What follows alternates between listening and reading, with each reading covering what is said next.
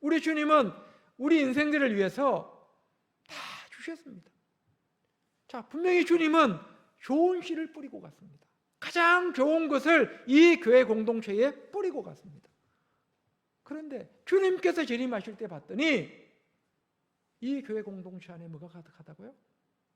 알곡만 있는 것이 아니라, 곡식만 있는 것이 아니라 가라지들이 넘쳐나더라는 겁니다. 상당히 무서운 말씀입니다. 이런 말씀 다 어디서 전하는 줄 아세요? 이단들이 전합니다. 이런 무서운 말씀들을 이단들이 전합니다. 교회 공동체에서 정말로 이런 무서운 말씀을 잘 전하지 않습니다. 왜? 성도님들이 싫어합니다. 성경에 좋은 말씀, 축복의 말씀 잔뜩 있는데 왜 자꾸 그런 말씀 전하냐는 거예요. 싫다는 거예요. 교회 와서 나 위로받고 싶다는 거예요. 하나님 말씀으로 위로받는 말씀 전해달라는 거예요. 나 사업 망해서 왔으니까 날 좀 위로해달라는 거예요. 나 부부싸움하고 왔으니까 나를 위로해주는 말씀이 목사님께서 좀 달라는 거예요. 자, 그러나 교회는 어떤 곳입니까? 물론 다 중요합니다. 사업이 망하고 뭔가 문제가 있고 이런 크리스찬들이 하나님의 말씀을 듣고 위로받는 것 대단히 중요합니다. 그러나 더 중요한 것은 뭐예요? 우리가 신앙생활 하다가 그 신앙의 결국에 가서 하나님 앞에 내 믿음이 인정받느냐 인정받지 못하느냐, 내가 일평생을 신앙했는데 천국을 가느냐 가지 못하느냐, 상당히 중요한 문제입니다. 자, 우리는 무엇이 중요한지를 알 수 있기를 원합니다. 자, 오늘 본문을 통해서 주님은 분명히 말씀하고 있습니다. 인자가 임하게 될 때 바로 교회 안에서 이런 일들이 있을 것이다. 두 사람이 밭에 있음에 한 사람은 데려감을 당하고 한 사람은 불에 둠을 당하게 될 것이다. 두 사람이 맷돌질을 하고 있는데 한 사람은 데려감을 당하고 한 사람은 불에 둠을 당하게 될 것이다. 마태복음 7장에도 무서운 말씀이 나오죠. 마태복음 7장 21절부터 한번 볼까요? 다 알고 있는 말씀입니다. 마태복음 7장 21절에 나더러 주여 주여 하는 자마다 다 천국에 들어갈 것이 아니요 다만 하늘에 계신 내 아버지의 뜻대로 행하는 자라야 들어가리라고 하는 말씀이 나오죠. 그날에 보겠습니다. 예, 화면에 떼 있네요. 다 같이 읽겠습니다. 나더러 주여 주여 하는 자마다 다 천국에 들어갈 것이 아니요 다만 하늘에 계신 내 아버지의 뜻대로 행하는 자라에 들어가리라. 분명히 말씀하고 있습니다. 나더러 주여 주여 하는 자마다 다 천국에 들어갈 것이 아니요. 누가 하신 말씀이죠? 주님께서 하신 말씀입니다. 제 이야기가 아닙니다. 전사고 목사의 말이라면 무시해도 됩니다. 그러나 이것은 누구의 말씀이에요? 예수님께서 하신 말씀입니다. 다만 하늘에 계신 내 아버지의 뜻대로 행하는 자라야 들어가리라. 계속 읽겠습니다. 그날에 많은 사람이 나더러 이르되 주여 주여 우리가 주의 이름으로 선지자 노릇하며 주의 이름으로 귀신을 쫓아내며 주의 이름으로 많은 권능을 행하지 아니하였나이까 하리니 그때에 내가 저희에게 밝히 말하되 내가 너희를 도무지 알지 못하니 불법을 행하는 자들아 내게서 떠나가라 하리라. 자, 지금 어떤 말씀이 나옵니까? 분명히 주여 주여 했습니다.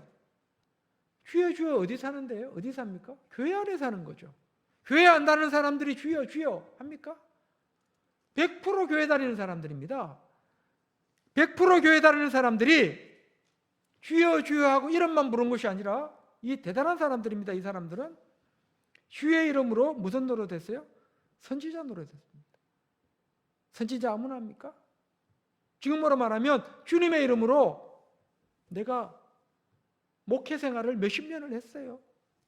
대형교회 담임 목사도 했습니다. 말하자면 제가 좀 가격하게 말씀드려 볼게요. 몇백 명, 몇천 명 담임 목사로서 내가 재직했습니다. 주의 이름으로 선지자 노릇했다고 그랬습니다. 선지자 하나님의 말씀을 대언하는 것 화면 띄워주세요. 주의 이름으로 선지자 노릇하며 주의 이름으로 귀신을 쫓아내며 이 대단한 사람이에요. 선지자 노릇 플러스 또 뭐까지 했어요? 예수님의 이름으로 귀신도 쫓아냈어요. 저는 귀신 쫓아내 본 적이 없어요. 그런 사람 만나본 적도 없고. 그런데 이 사람은 주님의 이름을 불렀을 뿐만 아니라 선지자 노릇하고 주의 이름으로 귀신까지 쫓아냈습니다. 그리고 한 가지 더, 주의 이름으로 많은 권능을 행하지 아니하였나이까. 그러니까 대단한 사람입니다. 제자들의 믿음에 준하는 그런 단계에까지 올라가 있는 사람입니다. 그럼 이 사람은 당연히 어디 가야 돼요? 천국에 가야죠. 데려감을 당해야 되죠. 그런데 성경은 뭐라고 말씀하고 있는가 하면 23절, 그때 내가 저희에게 밝히 말하되 내가 너희를 도무지 알지 못하니 불법을 행하는 자들아 내게서 떠나가라 하리라.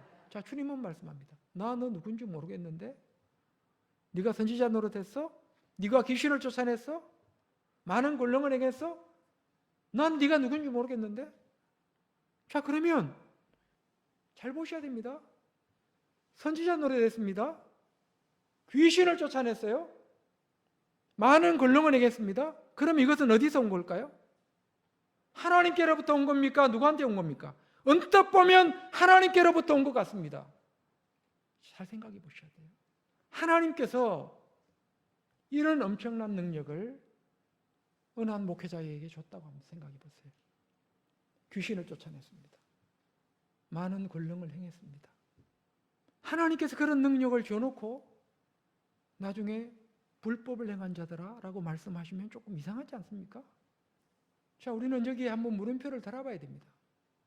이게 과연 하나님께로부터 온 것일까? 하나님께서 줘놓고 나중에 모른다고 지금 발뺌하시는 건가? 마귀도 광명의 천사로 나타난다는 사실을 알아야 합니다. 사탄도 광명의 천사로 나타납니다. 우리는 그 사실을 알아야 됩니다. 자, 계속해서 읽겠습니다. 다 같이. 그러므로 누구든지 나의 이 말을 듣고 행하는 자는 그 집을 반석 위에 지은 지혜로운 사람 같으리니 비가 내리고 창수가 나고 바람이 불어 그 집에 부딪히되 무너지지 아니하나니 이는 주추를 반석 위에 놓은 까닭이요. 자, 여기서 중요한 것은 뭐예요? 그러면 그 사람들은 다 어디에서 문제가 되는 겁니까? 하나님의 말씀에 기초에서 뭔가를 한 것이 아니라는 거죠. 하나님 앞에 버려둠을 당하는 사람들, 하나님께 버림을 받는 사람들, 하나님께서 모른다고 하는 사람들, 주님께서 모른다고 하는 사람들, 결국은 어떤 문제를 안고 있습니까? 하나님의 뜻과는 정반대되는 자리에 서 있었던 사람들이라는 사실을 알아야 됩니다. 주님의 이름으로 일은 했습니다. 주님의 이름으로 봉사를 했습니다. 주님의 이름으로 내가 많은 헌신을 했습니다. 그러나 말씀에서 빗나가 있는 겁니다. 하나님의 뜻에서 벗어나 있는 겁니다. 말하자면 누구의 가르침을 받았을까요? 거짓 선지자들의 가르침을 받았다고도 할 수 있습니다. 미가야가 참 선지자였죠. 아합 왕이 길르앗 라못을 빼앗기 위해서 여호사밧과 함께 전쟁에 참여하게 될 때 많은 거짓 선지자들이 아합에게 와서 어떤 예언을 하던가요? 아합이 듣고 싶은 이야기라죠. 이 전쟁에 나가면 반드시 승리합니다. 이 길르앗 라못을 단번에 탈환할 것입니다. 왕이시여 걱정하지 말고 나가십시오. 하나님께서 당신과 함께 하십니다. 거짓 선지자들은 아합의 귀에 속삭였습니다. 그러나 참 하나님의 종 미가야는 하나님께로부터 받은 그 말씀만 전했습니다. 그런데 안타까운 것은 하나님의 말씀만을 선포했던 그 미가야 선지자의 말은 아합이 듣지 않았다는 사실입니다. 자, 그렇다면 오늘날 이 시대에도 얼마든지 그런 일들이 일어날 수 있다는 사실을 우리는 기억해야 합니다. 우리 성도님들 생각해 보세요. 자, 객관적으로 한번 생각해 보겠습니다. 여러 많은 교회들이 있습니다. 10개의 교회가 있다고 치볼게요. 10교회 교회가 있는데 그 10군데 교회에서 담임 목사님들이 다 다르죠. 하늘빛 교회 담임 목사, 우리 성도님들 몇 분 안 되지만 저도 담임 목사로 이곳에 서 있습니다. 또 큰 교회 목사님도 담임 목사로 서 있어요. 여러 교회 많은 목사님들이 서 있습니다. 크고 작고. 자, 예를 들어 볼게요.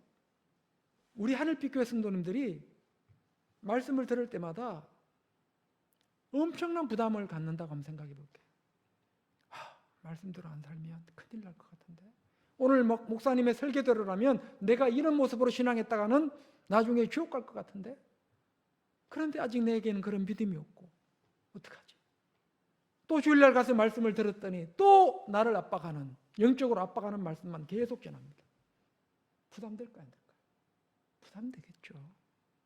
자, 그런데 우연한 교회에 옆에 교회를 갔어요. 다른 교회를 갔습니다. 다른 교회를 갔더니 그 목사님은 전혀 그런 말씀을 전하지 않아요. 하나님은 당신을 사랑하십니다. 있는 모습 그대로 하나님은 당신을 사랑하고 있습니다. 연약한 당신의 모습 있는 그대로 하나님은 사랑하십니다. 하시면서 그냥 그 마음만 만져주는 말씀만 막 계속 전합니다. 막 때리는 말씀이 아니라, 책망하는 말씀이 아니라. 그리고 그 다음 주 갔더니 또 나를 위로하는 말씀을 막 전해주셔요. 하늘빛 교회에서 맨날 두들게 맞았는데, 하늘빛 교회 설교에는 맨날 두들게 맞았는데, 그 교회 갔더니 막 안아주더라는 거예요, 말씀으로 나를. 그러면 어느 교회 가고 싶어요? 솔직하게 어디를 가고 싶습니까? 고민 좀 해봐야 되겠는데, 다음 주 가면 또 목사님 또 때리실 텐데, 안 될 것 같아. 나 저 교회 가야지. 저 목사님하고 나하고 뭔가 코드가 좀 맞는 것 같아. 우리는 분명히 알아야 됩니다. 성경의 대다수의 말씀들은 우리를 위로하는 말씀보다는 어떤 말씀일까요? 책망하는 말씀입니다. 우리는 거기에 말씀에 기초를 두고 때로는 어떤 말씀도 드려야 돼요. 그런 위로의 말씀도, 내게 용기를 줄 수 있는 이런 말씀도 우리가 겸해서 드려야 되지. 하나님 믿으면 집 나간 자식이 돌아올 겁니다. 여러분들이 하나님 앞에 이렇게 헌신하면 하나님은 여러분들에게 100배, 1000배의 복을 주실 겁니다. 우리는 그런 말씀에 귀를 기울이지 않기를 원합니다. 이것은 제 이야기가 아닙니다. 왜 그러면 주님께서 오셨을 때 이런 일들이 벌어질까요? 저는 언젠가 한번 그런 말씀을 전한 적이 있습니다. 저는 목회자님들의 잘못도 크다고 생각합니다. 성도님들이 듣고 싶어하는 설교, 성도님들이 듣고 싶어하는 설교를 목사가 전하게 될 때 그 교회는 성장할 수 있습니다. 외적인 성장을 빨리 이룰 겁니다. 왜? 가려운 데를 잘 긁어주니까. 자, 그러면 어떤 문제가 발생될까요? 말하자면 부모가 자식을 키웠는데 매를 한 번도 들지 않아가지고 버릇없는 자식으로 키우는 거와 별반 차이가 없습니다. 거기에 익숙해 있다 보니까 이제 하나님의 말씀이 선포되게 될 때 그 말씀을 하나님 말씀으로 듣질 않습니다. 아니, 저 교회 가면 좋은 말씀 많이 전해주시는데 나는 그 말씀 들을 거야. 하나님 말씀도 선택해서 듣는 거죠. 자, 우리는 중요한 것은 뭔가 하면 주님께서 오셨을 때에 믿음 가진 자로 발견되어야 된다는 사실입니다. 예를 들어서 하늘빛 교회에서 맨날 두들게 맞았습니다. 그래서 저 교회 가면 좀 안 두들게 맞을까 해서 저 교회 갔더니 그쪽 교회 목사님들 막 사정없이 두들게 팹니다. 말씀으로. 이 교회도 그러네. 또 다른 교회 가봤습니다. 그 교회 갔더니 그 목사님도 막 사정없이 말씀으로 때립니다. 가는 데마다 다 때립니다. 그러면 어떻게 될까요? 내가 잘못됐네. 내 신앙 이거 내가 잘못된 게 분명하네. 내가 정신 똑바로 차려야지. 그런 생각 들까요, 안 들까요? 그렇다면 주님께서 오실 때 저는 모든 크리스천들이 주님께서 원하시는 그런 칭찬받는 믿음을 가지고 저는 설 수 있다고 확신합니다.